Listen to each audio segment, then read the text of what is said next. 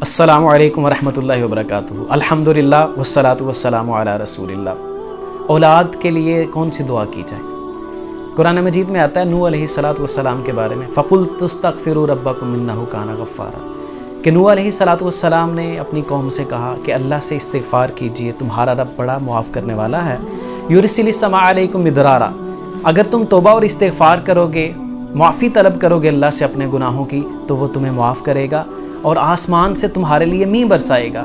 وہ جو تمہیں یہ ڈراٹ کا خدشہ ہے اور یہ خشک سالی کا خدشہ ہے، فصلوں کے نہ اگنے کا خدشہ ہے، اللہ تمہیں سٹارویشن سے اور قحط سے بچا لے گا۔ اور کیا کرے گا؟ وہ یمددکم باموال وبنین، اللہ تمہاری مدد کرے گا مال کے ساتھ اور بیٹوں کے ساتھ۔ اب جب قرآن یہ کہہ رہا ہے، نوح علیہ السلام کی بات کو نقل کرتے ہوئے یہ کہہ رہا ہے، تو مطلب اللہ تمہاری مدد کرے گا مال کے ساتھ اور بیٹوں کے ساتھ۔ اب اور کسی وظیفے کو کرنے کی کیا حاجت رہتی ہے؟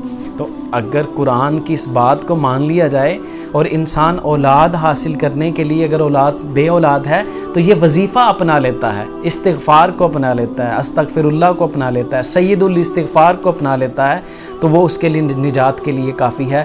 وہ اللہ تعالیٰ جب انسان استغفار کرتا ہے، قرآن کہتا ہے وَيُمْدِدْكُمْ بِأَمْوَالٍ وَبَنِينَ وَيَجْعَلْ لَكُمْ جَنَّاتٍ وَيَجْعَلْ لَكُمْ أَنْهَارًا، تمہارے لیے باغات ہوں گی، نہریں ہوں گی، فراوانی ہوگی، تمہارے لیے آسودگی ہوگی۔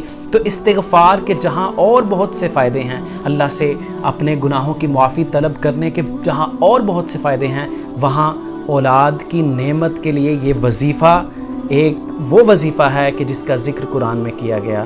اللہ ہمیں استغفار کی عادت اپنانے کی توفیق عطا فرمائے۔